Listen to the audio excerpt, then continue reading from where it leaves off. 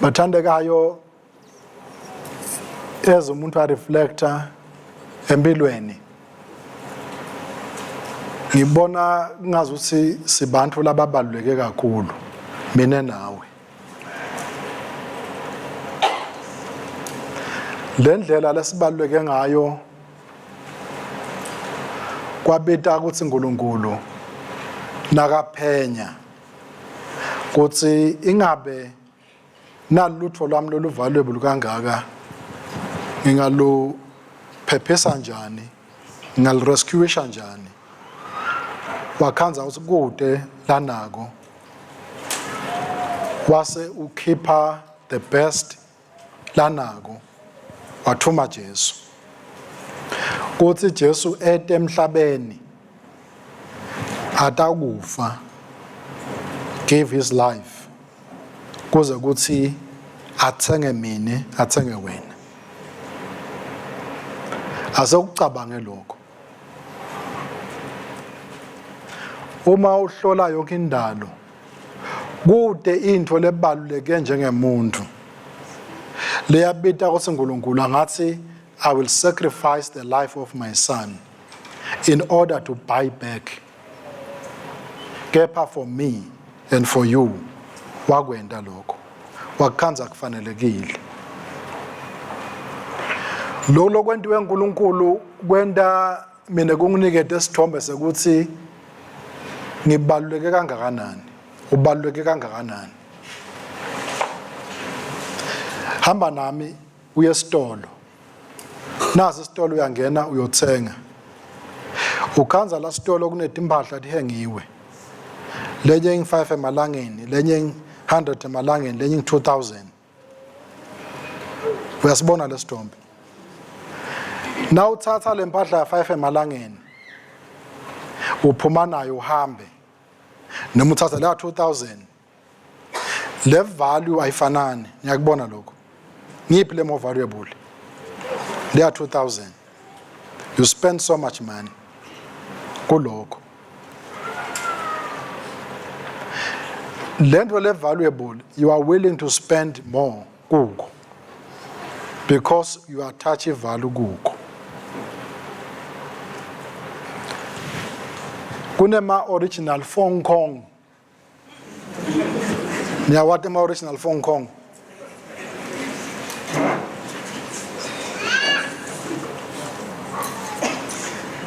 Ngengakha go sengishayela lenye inkampani eSouth Africa. Bayathi labanye ngiphatele. Ngithola quotation. Kuthi ngifuna into lenje kungimaleni. But it depends, my friend, what you want. You want cheap or you want quality? If you want cheap, the same thing dayithola nganayimali nayi. If you want quality, the price is twice as much. Ka choose my kettle. So I choose ukuthi ngifuna cheap noma ngifuna quality. Uyakubona lokho.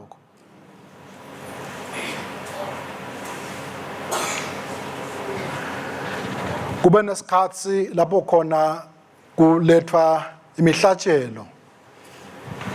Ifike lemhlatshelo ngenxa yokuthi uNkulunkulu afuna ukuba nebudlelwane nemuntu.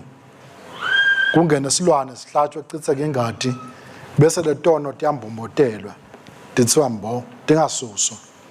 Every year ufuna ukurenew, uhlatshwe isilwane kumbonjotelwe. Wathi uNkulunkulu this is not sustainable. Wakusho nchandi. Wase liwundlu lelahlatshwa even before the foundations of the world. Kwefika isikhathi in the fullness of time.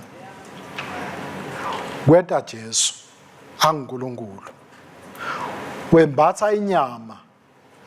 Adongena enzaweni yami nawe.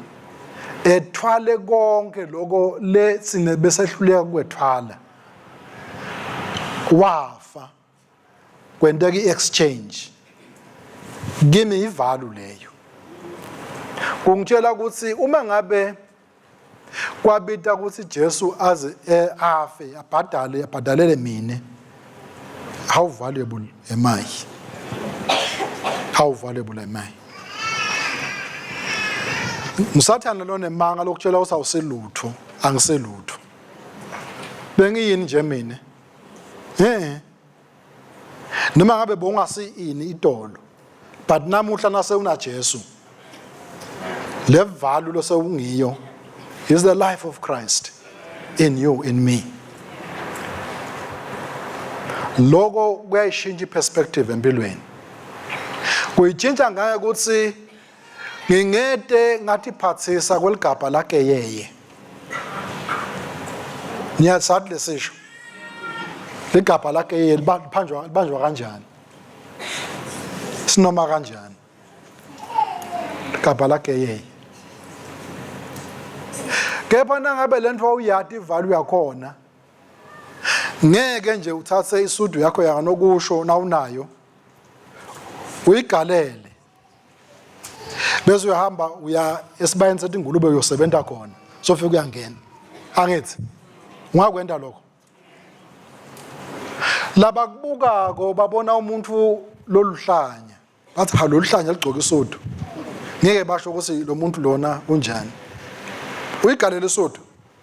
Bese uyongena esibayeni sethi ingulube. Bakubona ungena ekhathi.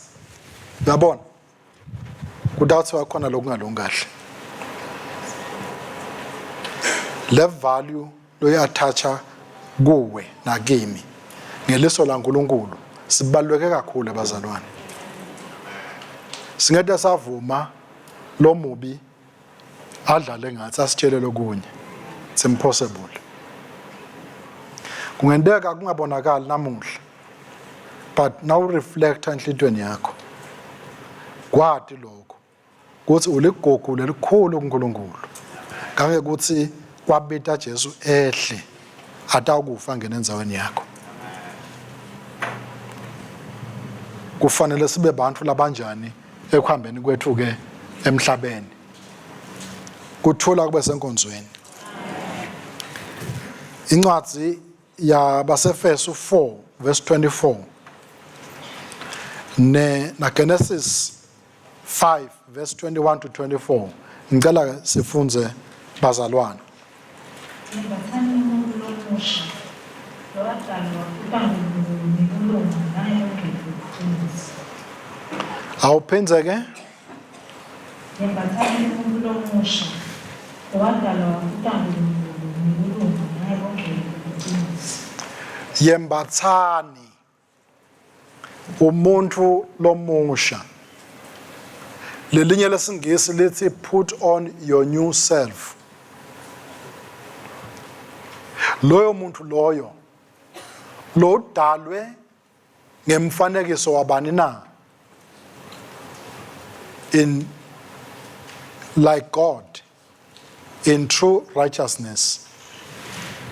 Nangebungcwele. Nango lo muntu lofuna simembatsi. Ngalokuthi sibaluleke kangaka. Sathengwa ngelinani lisedulu kangaka. Kufuneka ukuthi kwembatha kwethu kufithe le profile yekuthi sibalulekile.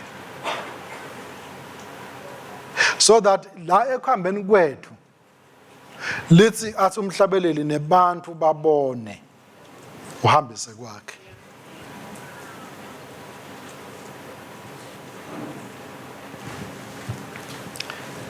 Ngiye ngibone bo television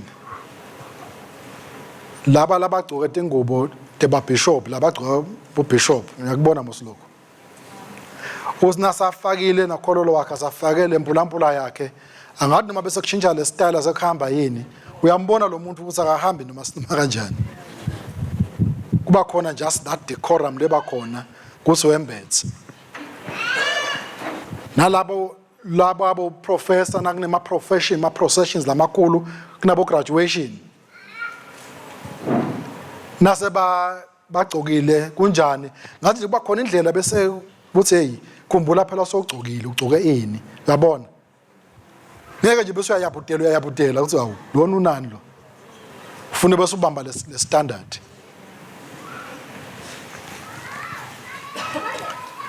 Yembatsani Umuntfu Lomusha lo wentiwe ngemfanekiso kaNkulunkulu. in true righteousness kulunga kwekucala lokho bese kuba bungcwele nebungcwele lokulunga akusiyo into lokutawuthiwa hayi sibani banyana walunga na ufika emgcwabeni hayi yabelungile man uyanive mosina kufika emgcwabeni nasidudutana yabelungile man noma abengakalungi yabelungile man. It's like the nice thing to do. Mana sesisho too late. Ngibona mathina singakwethwesa letalabu tekusibolungile. Uma ngabe bongakalungi ngendlela yaNkulunkulu, bongakalungi ngeke ukuchinje lokho. It's too late.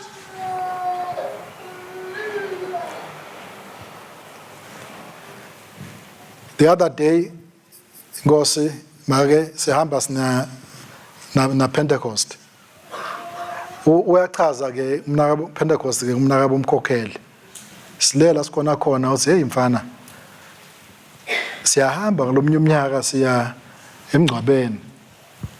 Nasifika emgcwabeni sekunemuntu oshonile. Uma vele songcwala umuntu oshonile. Nasifika khona bayakhuluma ke bonke ukuthi abenjani sekusukuma lo munye siyamade lo kusukuma uthi hayi akadana lisonto akadani nani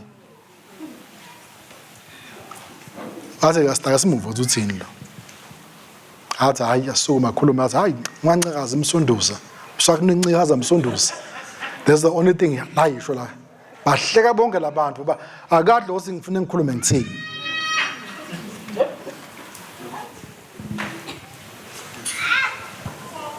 kulo mngcwabo ngazi ukuthi kwakukhona lo munye lo abefike khona lo sokukhulumela ke manje umphakathi kwakushona esigebengu lesatiwa kulendzawo kuthi vele hayi nani sesiphumlile sifuna kuva ukuthi afika khuluma athini ngalo nakakhulumako bathi ngoba siyamathi nakafika njalo ukhuluma lokuhle ngebantu khona la kutholako bathi hayi siya namhla sigcotshwe khona sifuna ke kuva ukuthi utawukhuluma athini ke namhla ngoba lo muntu siyamathi naye uyamathi hayi kasukume kufike leso sikhathi nasakhulumela kumphakathi asho ukuthi ha yalala lelijaha hey abenamazinyo amahle that's the only thing it is said bafa kuhleka abantu bahlekisa ukuthi waze wasibamba bese utawukhuluma emanga wathi abenamazinyo amahle ngamphekisa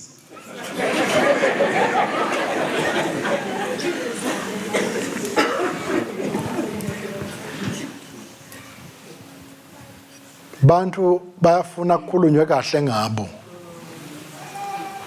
when kufika lapho khona sekufuna ukukhulunywe ngabo sebabekwe esitikini kepha uNkulunkulu uthini nasebakhuluma ngawe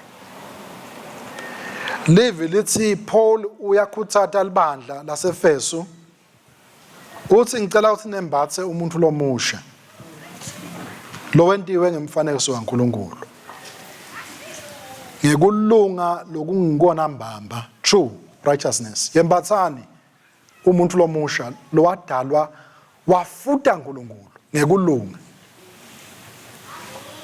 lokulunga lokhu lesikhuluma ngako bazalwane ngunaku lokwenda ukuthi uNkulunkulu athathe umuntu losoni athi uNkulunkulu wena some kahle nami athi uNkulunkulu wena some uphelele you are justified before me kusuka uNkulunkulu kube sento saNkulunkulu lesithatha lo muntu amkhiphe litsakeni athi benimbona lo abeselitsakeni ningasambuki kanjalo kukhona lo sekwendekile uNkulunkulu soshaya stamp uthi lo sewulungile phambi kwami noma usongakhuluma leni ufuna ukukhuluma wena nasekukhuluma uNkulunkulu eme on your corner it doesn't matter sibathini abanye uma wembethe lo muntu lomusha lo muntu lo lesikhuluma ngaye Wembetse tingubo letinsha ume ebungcweleni. Ume ebungcweleni.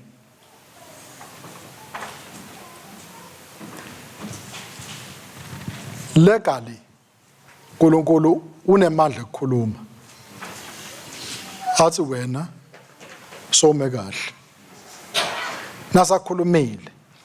Kude elijudge lemhlaba na prosecutor wemhlaba. Lonemandla kumelana nalokho. Nasakhuluma uNkulunkulu. Kude. Lokulunga loku morally usenta siphile. Uma uhamba ngaleyo ndlela leyo athi uNkulunkulu uyathika uNkulunkulu. Kuba mnanzi empilweni. Kushaya umoya. Nakusho uNkulunkulu. Kufuna silwele kuthi khanza sembetse lokulunga lokusuka uNkulunkulu. Hayi le mkokodo lesitetamela yona ema original phone call ethu. Because konke kulunga lokungekho lokuchamuka uNkulunkulu. Uyakhohlisa. Ngiyadiyenga. Lokwamukela kako ngiloko kuphela lokuchamuka uNkulunkulu, lokulethwe uNkulunkulu. The first and the last need of any sinful individual, kwasho Martin Luther, wathi righteousness, kulunga lokwembathiswa uNkulunkulu. Babe sebenda kulesikhathi lesi. IRoma Katolika kuleso sikhathi itshela abantu ukuthi kuze ukuthi utongena ulungelana naNkulunkulu ufuna ubhadale ukhiphe imali penance for tono takho. The more money you bring kuba priest, the more penance you have. Babesho njalo.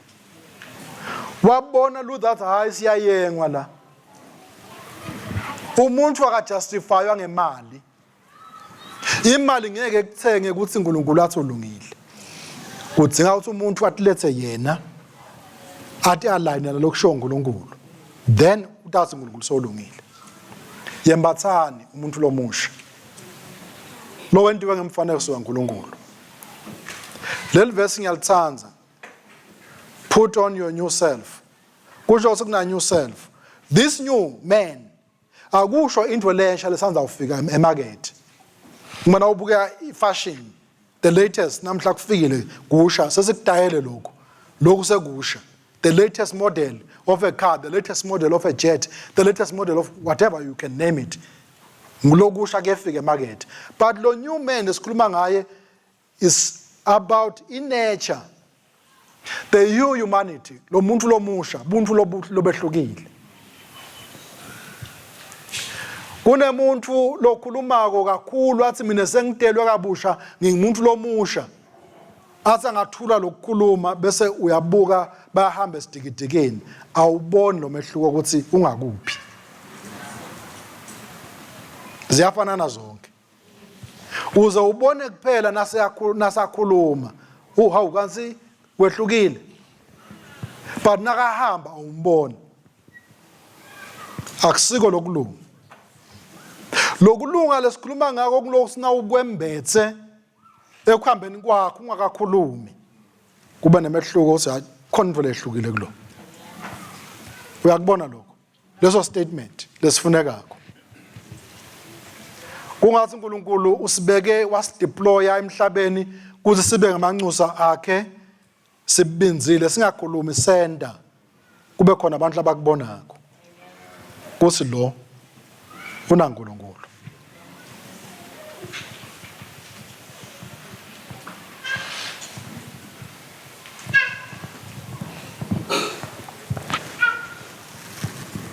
Lo munye nakakhuluma uthi ngiyakumfakazela uNkulunkulu ngempilo yami. I will witness for the Lord ngempilo yami. Impilo ke kuloko sinawuvuka ekseni ngibasaphile emhlabeni siyageza siyadla siyahamba sisemsebentini si-interacta nebantu labamhibahiba. Kunema choices nema decisions lesiwakhako la ndleleni. Lama choices nema decisions leswenda la ndleleni ngiwo lakudalulako ayakubetraya. Kuthi ukwembethe yini noma ukakwembathi. I will not forget this illustration leyendeka nakunesteleka kuchaza lo munye kuleteleka sekuchamuka ibakery sebalambile abantu bayihoha bayimisa le mob mentality psychology yathatha over sebangena ke sebatapuna bakabhadali bathatha batapuna sebabona nemzalwane nayo siyatapuna nakatapuna umzalwane usenhla ubona lo munye umzalwane lo akubo uthi hey wangibona wase uthi hey kusemhlabeni la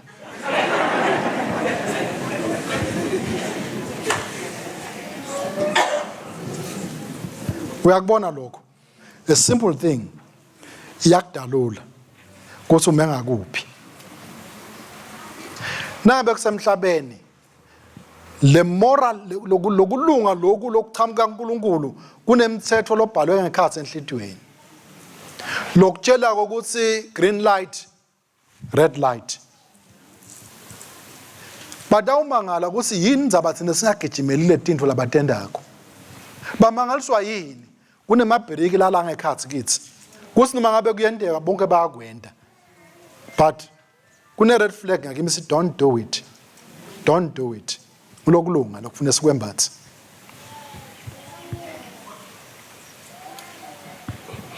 lokutawenda abantu badose emehlo kungani everybody else bonke bayakwenda lokho akakwendileni kuyamhlupha lokho lo munye ngathiwa setata ubude nasahlangene netinkinga bese utakuwe uthi yathi mani ngiyabona lo singathi kukhona awusi normal ordinary kuna something extraordinary kuwe atawuthola lusido kuwe kwendiwa yini ulengubo lo embethe ye righteousness and holiness ngifuna ukuthi bazalwane sekhathi sekuthanyela indlu yakho enhlitweni yakho ngamunye uhlole enhlitweni yakho ukuthi kunani ngimenjani uma uNkulunkulu angibuka uyathika yini kusinembala wembethe noma uNkulunkulu ukhanza ukuthi awembathi yacela ulona lo yahloleka kakhe inhlitiyo kuze sembathi la eBhayibhelini incwadi singakafiki la kulo Genesis incwadi yaZekhariah ngicela sesijampele kuZekhariah chapter 3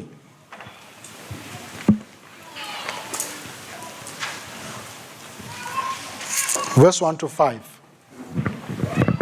uthini ke Zechariah Simakathe wabe sewungibonisa Jeshua umpristi lomkhulu eme embe kwengelosi yasimakathe nasathane eme ngasesandleni sakhe sekudla ade kumangalela mani ke khona lapho lo verse number 1 uthi uNkulunkulu wangikhombisa Jeshua lona kuse umzalwane nje ngumpriest naye ngilomkhulu. It's not just an ordinary priest, not just umzalwane, ngumpriest, lompriesti lomkhulu. Uthi umile ume phambi kwengilosi yankulu yasimakathe uNkulunkulu. Lithi ke naSathane naye abemile at his right hand. Atawendani? Tekumangalela. Atawendani Sathane? Tekumangalela. Atawumelana naye to resist him. Why? Resist. Verse number 2. Simakathe wakhuluma kuSathane wathi, Simakathe uyakwekhuda wena Sathane. Uthi ke uNkulunkulu so turn to Sathane. Uthi Simakathe uyakwekhuda wena Sathane.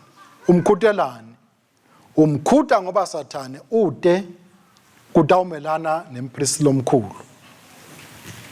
Cubeka. Simakathe lokhethe iJerusalema uyakwekhuda. Lendvodza ayisiso sikhuni lesivuthako yini lesephulo emlilweni. Lo umpriest lomkhulu ufunzile umfundisi Thwala ngalo Joshua nabakha i-altare ngale kubuyisa isithunzi saNkulunkulu babebuya kuthunjweni babeka into ngabolonina uthi ke uNkulunkulu lona akasiyo yini a plucked out of the fire, brand plucked out of the fire. Abemelele sive saNkulunkulu lesibuya kuthunjweni. Sathane uyamaccuse. Qhubeka. Joshua abembethe tembapho letingcolile nayo ke indzaba lenkulu leyenta kuSathane amaccuse. Umaccuse ngoba uthi Sathane ngalahlwa mina la because ngasengcolile. How come lona bese uyeta embi kwaNkulunkulu abembethe ingubo letingcolile? Abembethe ingubo letingcolile. In other words, this is unrighteousness. In other words, nakune sport siyam disqualify umuntu ukuthi angene ebukhoneni baNkulunkulu. Uyakwathi lokho Sathane. Qhubeka. Ngesikhathi aseme embi kwengilosi. Le ngilosi yakhuluma kulabasiti labebeme embi kwayo yathi, "Mkhumuleni letimpahla takhe letingcolile." Hallelujah. Le ngilosi uma uNkulunkulu asakhulumile ukuthi I'm against you, I rebuke you Satan. Dingelosi that spring into action. Yathi ngilosi hey konakele. Joshua uchamuke embi kwaNkulunkulu wembethe imbatho letingcolile mkhumuleni. Take off the garments. Bese nimembathisa letinye tingubo. Ngicela unake nakuke. Le act yokukhumula letingubo letingcolile ayisuki kuJoshua. Ichamuka from outside, isuka kuNkulunkulu. Ngoba uNkulunkulu kuphela lona elungelo lonemandla ekuchinja ingubo demuntu. Uyayithatha lengubo yesuswa, kuthiwa isuseni lengubo. Na isuswa kuthiwa ke cube ucedzele. Yakhuluma kuJoshua yathi, "Ase ubuke, sono sakho sengisisusile. Futhi ngidakwembathisa imijiva lehlandekile emihle kakhulu." Ja. Ngase ngithi, "Mshuquliseni ngemshuqulo lohlobile." Ngakho bamshuqulisa ngemshuqulo lohlobile enhloko yakhe. Bamembathisa ngesikhathi ingilosi yasimakade isemile eceleni kwakhe. Amen. Kuchintshwa igarment la embethe lefanekisa sono. Siyathathwa siyakhunyulwa. Kuthiwa ngeke sikushiye ungcono. Membathiseni. Kubuya letinhle kakhulu. Kuthiwa they set a fair meter upon his head. Baze bamshuqulisa nasenhloko.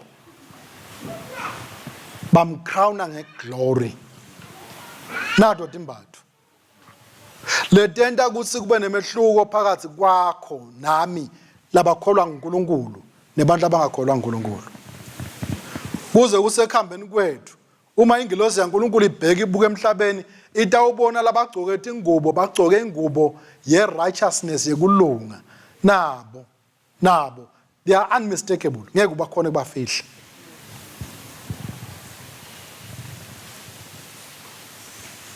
Bakhumulile ingubo lengcolile bembatha ingubo lensha bashuquliswa inhloko ngale turbine lokufanekisela umchele. Joshua lona three things ngifuna ukudisho lapho. Sathane uyathanza kokwembathisa ingubo noma leti ngubo lotigcokile atingcolisi. This thing angcola bese uyagijima soyokumelana nawe. Athi phela wena you don't qualify because nakungcolile. Joshua lo akazange akhethe yena ngemabomu akhe ukuthi deliberately ngifuna kuyowembatha ingubo lengcolile. Le ngubo yakhe yangcoliseka. Sesiphendukile sisinzisiwe sisahamba endleleni kuyenteka kube khona luthuli lokuthelako lolungithelako uthi khanze so overtaken in sin. The question is wenda njani na uNkulunkulu akuconfronta ngesono sakho na? Uma usifihla iBhayibheli lithi lo fihla phambi kotakhe ngeke aphumelele.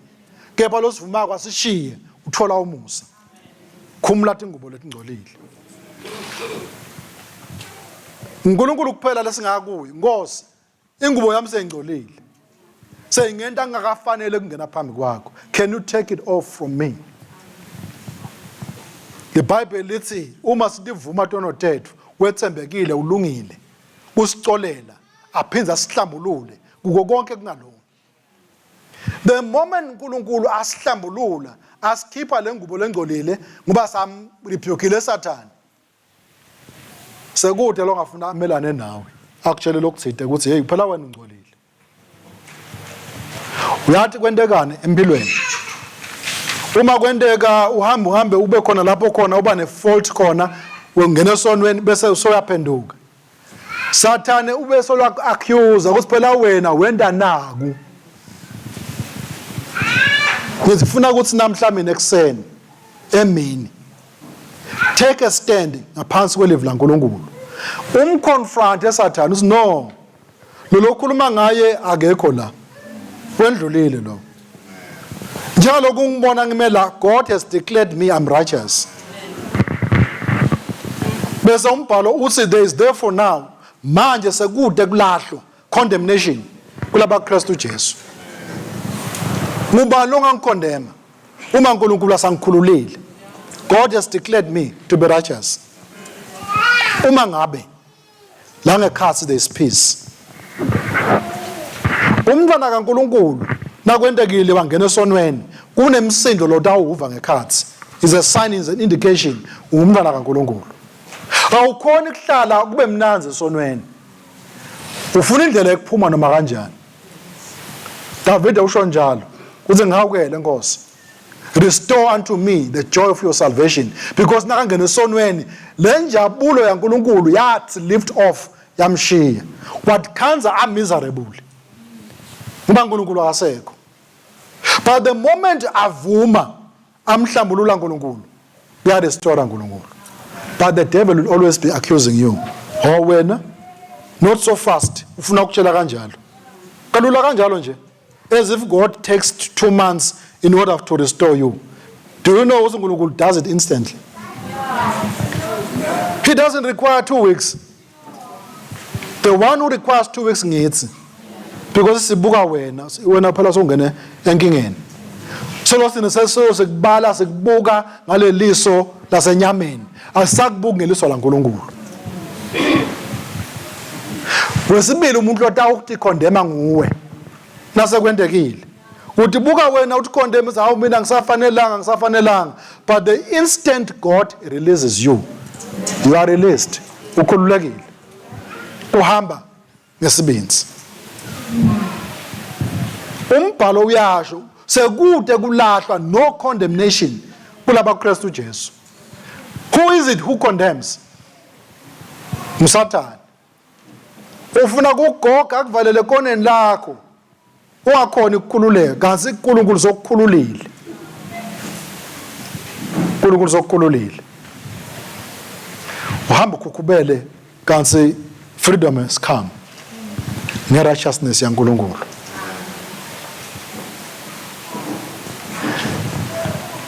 Ngahlale nguva ngubona but ngubona dodane in my case. Ekhaya kithi lasihlala khona. Sifuyile netinkuku tasemakhaya. Hayi bora mthuthu. Inkukhu yasemakhaya divamisa kuhlakanipha ke dona. But let sitfaka kuma cage asisangimantshwele sesincane. Sesiyadvalela ke for amaviki asayecala amaviki. Sesifuna ukukhipha. Nasifuna ukukhipha ngibabathe ngiyayihwibisa le nkukhu iphume.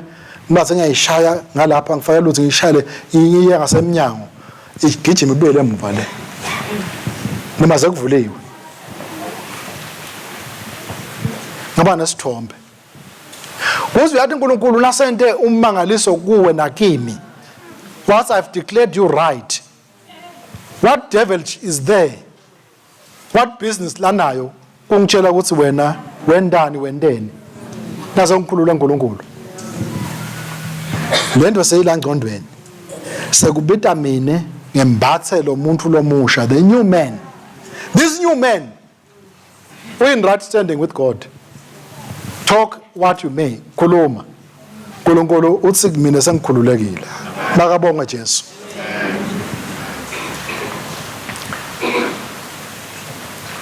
Joshua lompristi tathathwa leti ngubo. Tase tiyamenda. Kwathiwa now we have given you a chance to preside over the house of God. Leni tingubo letinzala setikhushiwe. So embethwe tingubo letinsha. Yebazalwane, tsaneni mzalwane. It is not i-effort yakho ne-effort yami. Le center simukeleke uNkulunkulu. Ngilolo kwentiwe uNkulunkulu. Kwami nawe kuvumelana naNkulunkulu. Kuthi kunjalo. Uma sivumelana naNkulunkulu, sesemgwaqweni. Nayi lenzaba sengiyaka segcineni. KuGenesis 5 verse 21 to 24. Cela ungifunzele lapho ke. Kwathi Enoki naseneminyaka lengu-65 watala Methusela. Emva kwalokho Enoki wahamba anebudlelwane naNkulunkulu iminyaka lengu-300. Watala emadvodzana nemadodzakade. Enoki waphila iminyaka lengu-365. Enoki abehamba naNkulunkulu. Wase uyanyamalala ngoba uNkulunkulu abesamthathile. Amen. Levi lengosi. Lithi now Enoch una 65 years.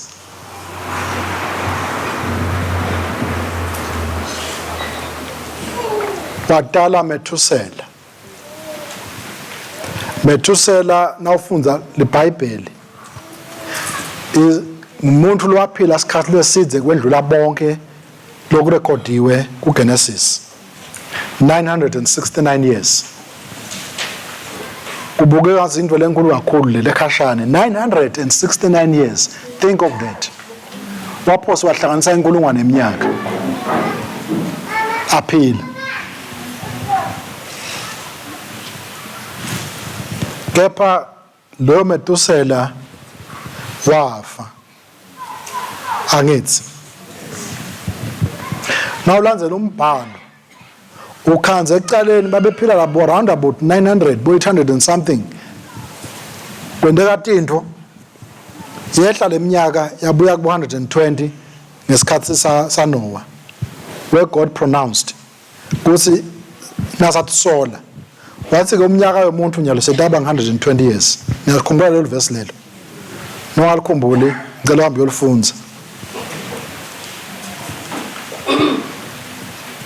But David somewhere kumahubo sokhuluma nga 70 years. Ngiyamkhumbula. Uthi umuntu uyawuphila iminyaka lemashumi lasikhombisa.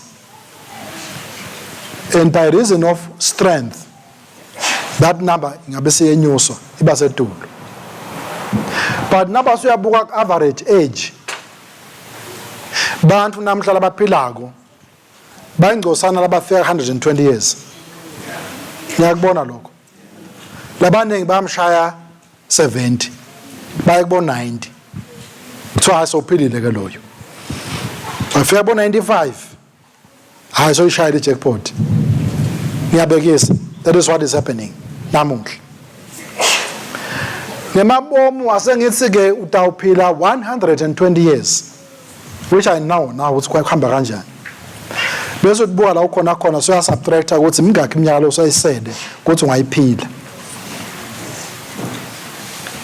Possible. Yes. Lento leyo ngendela ukuthi bala, is it worth it na? Kusi leyo minyaka yakho leselo uyiphile ngaphandle kwaNkulunkulu na? Ngoba leli verse lithi lo Enoch wahamba naNkulunkulu. He walked with God. Enoch abehamba naNkulunkulu wase uyanyamalala. Indlu lenyamalele beyila angithi beyila noma usuyayifuna usayibona inyamalele ke le nto leyo. Inyamalele. wanyamalala Enoch. Ungcono umuntu lofako njengabo Metusela njengabo Enoch bangcwatshwa bababona kwaba neclosure kusinangu simgcwabe la. But this man wanyamalala wangasabonakali leni wahamba naNkulunkulu. Lenye indoda lesikhumbula ngayo eBhayibhelini liyathathwa ke yona ngencola yemlilo nguElijah. Elisha wayibona kufika incola yamthatha uyahamba. Luhlotshana lebantu lolwalamba naNkulunkulu. Kuthiwa he walked with God wahamba naNkulunkulu wasuyanyamalala ngoba uNkulunkulu wasuyamthatha. Leni eMahebheru 11 verse 5 yasitshela lithi Enoch waba nekukholwa lokungange ukuthi kwamjabulisa uNkulunkulu wase uNkulunkulu yamthatha. Yini lokukholwa abe nebudlelwane naNkulunkulu Enoch kungazi ukuthi abe mhlonipha amlalela uNkulunkulu konke la kukhulumako akwende wasoba umngani waNkulunkulu wase uNkulunkulu uyamthatha. Nawuhlola umbhalo lithi nakadala umuntu ekucaleni uNkulunkulu ambeke ensimini yase-Eden kwakuthi njalo ngekuphola kwelanga ehle atamvakashela to have fellowship with men. But nangibuka Enoch, it is like Enoch was perpetually walking with God. Wasuyamthatha uNkulunkulu wahamba naye. Kukhuluma ngebudlelwane lokho lobusecuphelweni lisedulo between mina naNkulunkulu. Lobo budlelwane abusibo budlelwane bamakhelwane. Angimati makhelwane ukuthi udlelana kanjani naNkulunkulu. Angimati makhelwane ukuthi ufast kangakanani ekwenteni lokusho uNkulunkulu angimati. Kepha mina ngingadadi nawe ungadadi. Kufana nemthandazo nangabe kunenkinga lekhona between mina lomunye umuntu. Uthi lo ungcono uthandaza uthi Nkosi khuluma nami. Ungathi Nkosi khuluma naye. Ngoba na usho njalo you never know ukuthi bayevana naNkulunkulu. But now uthi khuluma nami uthandaze wena udawuvula indlebe uNkulunkulu uyakutshela ukuthi how udawuphila njani nalomuntu. Ngoba kungenteka like ipastor besishumayela asifundzise. Kungenteka lesimo singashintshi but wena uNkulunkulu akuniketa indlela yokuphila kulesimo lesingashintshi. Kuze ungaphila kanjani? Uma uhamba naNkulunkulu. uNkulunkulu ngeke akuyekelele. Na uhlangana nensinza betshatsi endleleni yakho nengcinamba endleleni yakho. Leta ufike imise meni bantu abaningi beme basangana sibenta njani. Na uhamba naNkulunkulu udayivula indlela. Ngoba uNkulunkulu ukhuluma kanjalo.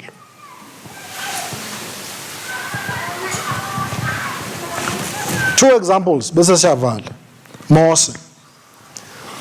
Uyahamba Mose ulusa timvu teyisetala le kulelihlane. Usinakalusa letimvu Mose ubona isihlahla siyavutha. Lesihlahla asishi asiphele. Use umhlolo ke lo yini ke lokho? Sasa ngikubona lokunje. Luckily for him uthi angisonzele.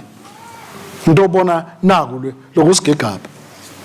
Uyeta uyasonzela nakasonzela Mose fika kulesihlahla kuchamuka live listen Moses because uNkulunkulu uyasathi ngemagama.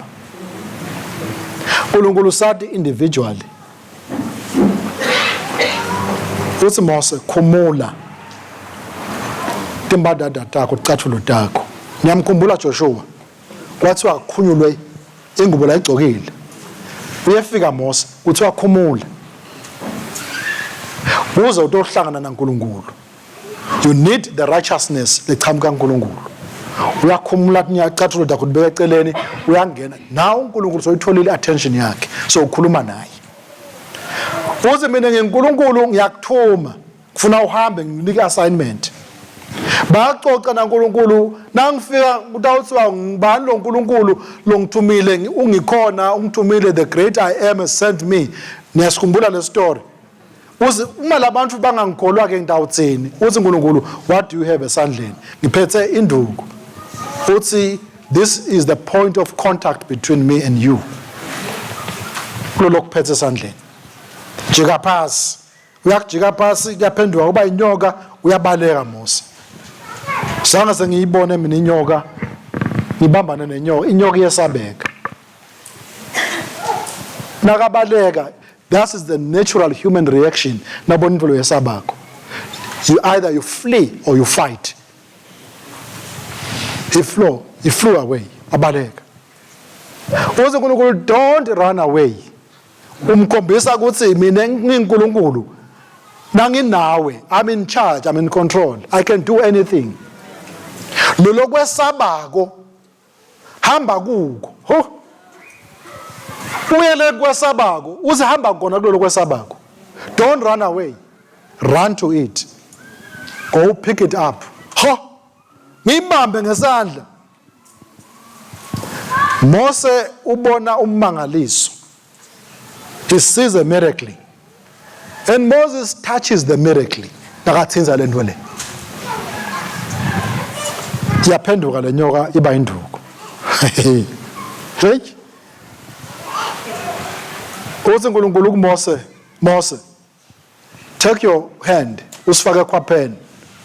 Uyasifaka ekhwapheni. So kwendekani manje? uNkulunkulu is in charge. God is talking. And Moses is doing what? Is obeying. Uthi uNkulunkulu take the hand out. Uyasithatha sandla. Hawu, sesibulephelo. He sees God now in action in his life. Uthi uNkulunkulu take the hand back. Uyasifaka kuphozoma. Uze take it out. Uyaskipha. Hawu, sesihlambulukile. Why? God is shifting this man's focus. Uloku abengikho idolo to the present. Uyacala bana uNkulunkulu. Hamba naNkulunkulu. Uthi ke uyakubona lokho. Nyaloke hamba uye kuFaro. Ngiyakuthuma. Ubeka taba hayi mina ngikwathi ukukhuluma mina kunjani kunje konke lo la kukhulumako. Our pastor did preach about this message some time ago. Lento sabeyifundzile ichamuka eGibhithe ku-Royal House nani ine-ability seyifike ithi angikhoni. Uthi uNkulunkulu don't worry. Kuna Aaron ngitawumenta abe ngumprofeti kuwe wena umuntu abankulunkulu kuFaro. Hamba. Ahambe ke aye kuFaro. Faro amtshele uNkulunkulu wema-Israyeli ungithumile. Let my people go. Uyethelela udwalile inkosi yaseGibhithe ithi ungibani lo uNkulunkulu. Kuthi ungadimanda ukuthi bahambe labantu because ubabambe ngabhongwane. Bamsebenzela bayafukuza wakha imali ngabo wakha amabhilidi ngabo udevelopa live lakhe ngalabantu labo bagciladile. Kanti uNkulunkulu uyawugcina yena. Yaenda kimangaliso na efika khona jika inyoka phasi iphenduke induku ibe inyoka na Faro ente kwakhe ngemilingo yakhe liyankulu yaMose inyoka idle letinye inyoka kukhomba ukuthi uma sekunaNkulunkulu uNkulunkulu is always having the upper hand. Ungesabi noma ngaba nebathakathi kube nani kungako yebazalwane sanele imzalwane uyinkinga yemzalwane lo hlenge ngengadi yaJesu waba so valuable uNkulunkulu umkhanze ayakuthokoza ayozithokoza angisho la khaya sondweni la sondweni kude lo ba thiwa yena tangoma angithi kude abazalwane ngaphakamisa isandla kotsho kude la wetnyangeni. Because you are so important. La uhleti khona uyatehlisa na uhambe yekuba etangomeni uyekuba etinyangeni bathakaza uyatehlisa. Akukufithi wena lokho. Imagine so gijima ebusuku Nicodemusly so ufuna emandla uyofuna ini lokufunako uwathola kuphi emandla. LiBhayibheli lishilo uthi just all power in heaven on earth hath well to do to me. Uyakuphi ke wena? It's fake. It's fake. Ngishayela kulo munye, I think about 3-4 weeks ago. I think abedukile. Basho njalo. Nakashaya uthi mina ngingigodolo zimamba. Nalapha kashewula noma ngikuphi. Ngiyalalela. Uthi hey bakubangisana lapha emsebentini. Hey ngoba mani bafika la kimi kukhona labafuna kunjani njanyana ukhuluma kanjalo yena. Ngithi ke mina ukhuluma nabani?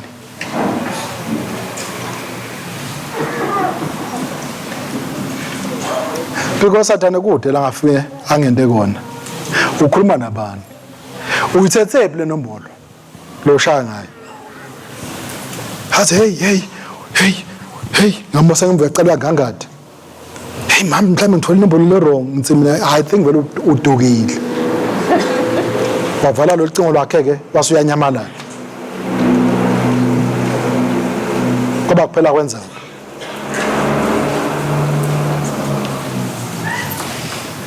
Because the position lesibeke kuyo thina uNkulunkulu is far above kusho uNkulunkulu.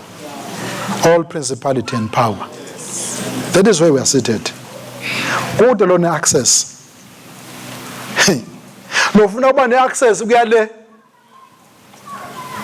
Udawundlula kuphi? Because ufuna edlule uNkulunkulu. Utawufika njani? It's impossible. Because the scripture doesn't allow it to happen.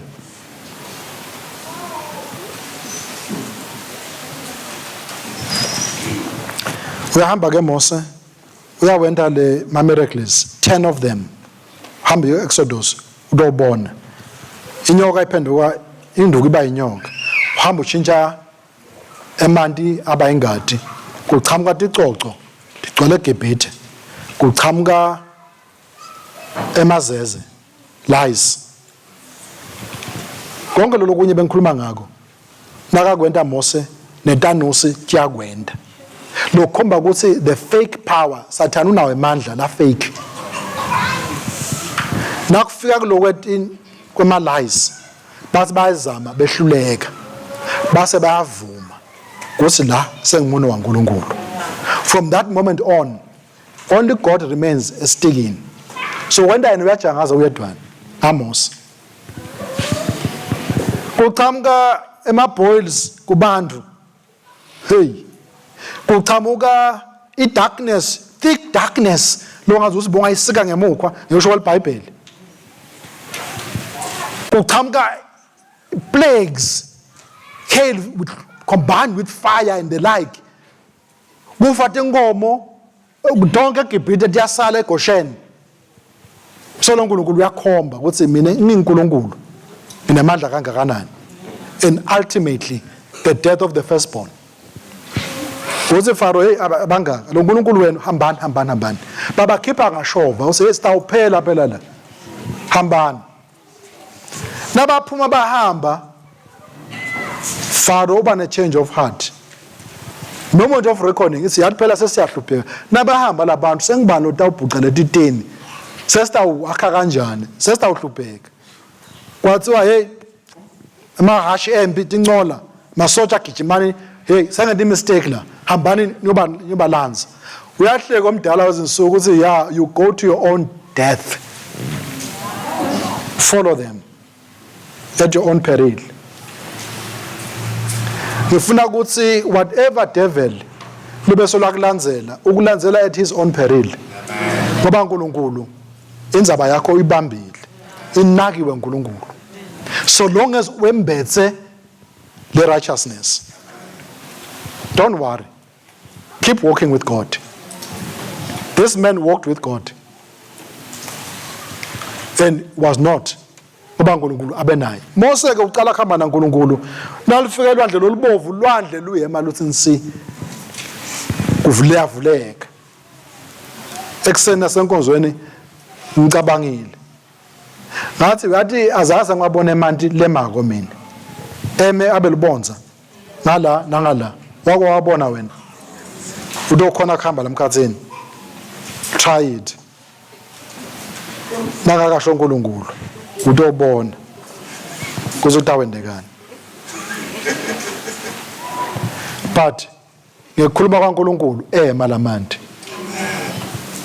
kule ndodza bese umbhalo uthi ngaMose uNkulunkulu he made known his ways of righteousness to Moses Psalms 103 verse 7 and his acts to the children of Israel uNkulunkulu wamvulela Mose tindlela taNkulunkulu uthi tindlela tami tiphakeme kunetindlela tenu angithi nemicabango yami kunemicabango yenu little Bible God opened his ways to Moses. This man Moses was no ordinary man abehamba naNkulunkulu banjalo labahamba naNkulunkulu unetintfo latawutembula uNkulunkulu athi angatembula tikwente ugejwe kufa tikwente ugejwe ngemashwa tikwente ugejwe ngemabhadi nesicwacwa nani lokukhona ngoba uyamatha uNkulunkulu sovule indlela takhe Mose wakuba ne connection to the ways of God labantu baba ne connection to the acts of God tendo taNkulunkulu kungako abantu bayamangala babona tendo taNkulunkulu uNkulunkulu ebaphilisa abantu ngala yabekisa bathi bhuba yakhona bafuna the acts of God. But the man who has access to the ways of God, he knows because the ways of God are better and higher than the acts. Uyadecide ngemabomo akhe kuze ngifuna ukuhlala ebukhoneni baNkulunkulu kuze ngitawubona tindlela taNkulunkulu for my life tingete tafanana le assignment lonayo uNkulunkulu akunikete yona ne assignment akunikete yona uNkulunkulu kungenteka tihamba kuma different parts nangitawubuka wena ngitawutibambelela kuhamba isikhathi kuze sishaya isikhathi uNkulunkulu angilanze ngake ndilutho labanye abantu baphila 40 years sebahambile 45 years other people are living 95 years awutati uthi umengakuphi lokumcoka lengwadiko uNkulunkulu uyakhuluma uNkulunkulu unetindlela takhe leti vitamin ngithi connect to understand the agenda nale agency lenginayo le ndosa iyakhuluma ithi ubhala umbhalo seyisethuneni uma lengesheya bayathanda ukubhala imibhalo uthi when I was young nangisasemncane ngacabanga ukuthi ngidawushintsha umhlaba I will change the world uthi akhanza ukuthi umhlaba ulukhuna ushintshe awuthi nyiki uthi ngase ngiyashintsha ifocus nangikhula ngase ngithi ngidawushintsha live lakithi uthi ngakhanza ukuthi live lakithi alinyakade uthi nasesele kuma 50s or so ngase sengizayi sendawushintsha ifamily mase ngahlulekile uthi that ngakhanza ukuthi ulukhuni uthi now on my twilight years sengihleli embhedzeni I can see ukuthi the only change I can effect kimi because if only I knew this then I would have changed my life kuze kuthi by my example I will change my family and through our example we might change our city. Who knows, we could have changed the nation and ultimately the world.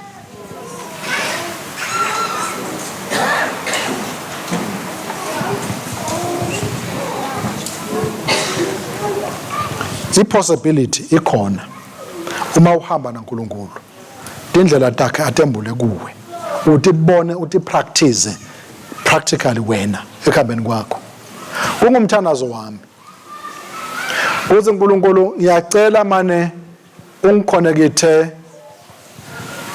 ngalokuthi ngivume ngemabomo kwembatha letingubo so that ngithi ngidifake enhlitweni yakho utoze ngembulele tindlela takho letawungenta ekuhambeni kwami ngingabi nema regrets when my life comes to an end Because my life will come to an end.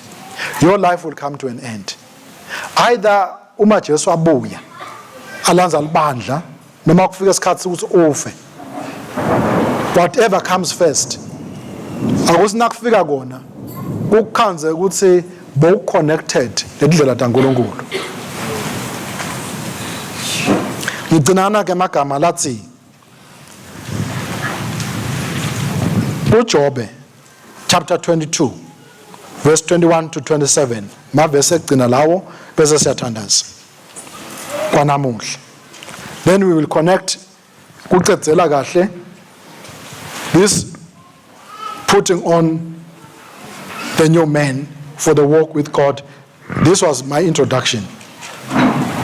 Ngicela ngifundzele ke kuJobe 22 from verse 21. Ngicela ungivetele lapha ku screen ngalesiswati. Dithobeni kuNkulunkulu kube nekuthula naye. Uphumelela kuyakuta kuwe ngaleyo ndlela. Yemukela imfundiso lephuma emlonyeni wakhe.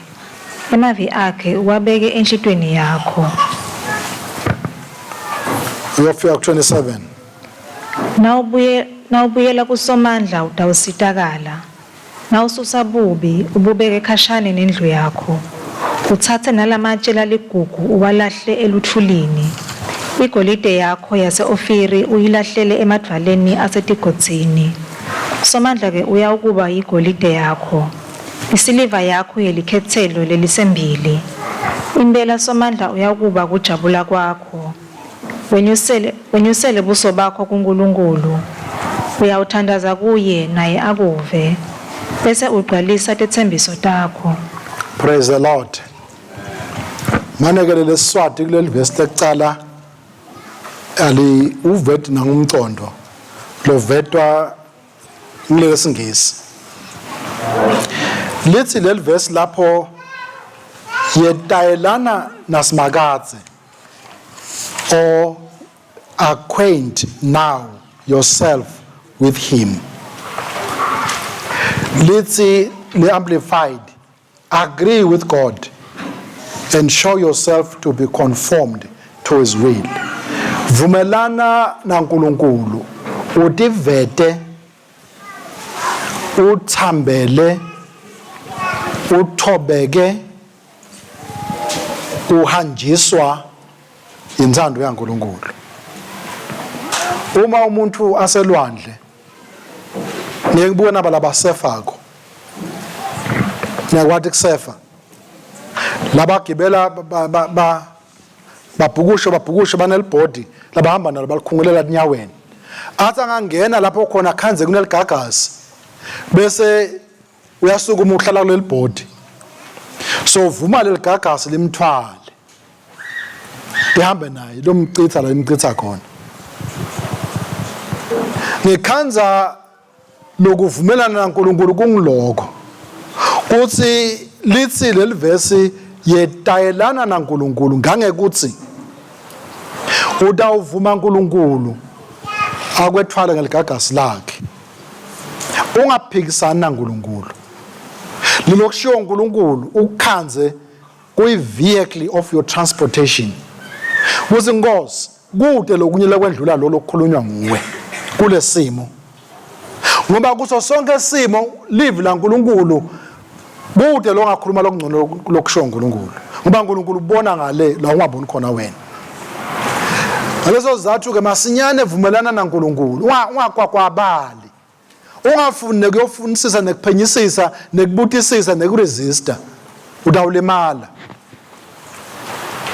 Nithi kungumthandazo wami uthi Nkosi ngifundzise indlela takho ngangekuthi nangabe ngikubona lokhu ngikuva in my spirit ukuthi kusho wena kimi noma ngabe bengakakuboni lokho itolo sengiyavuma manje ngethwale ngeligagasi uthi ke utaba nekuthula sonke isikhathi nangabe live la uNkulunkulu likhulumile wavumelana nalo kuba nekuthula.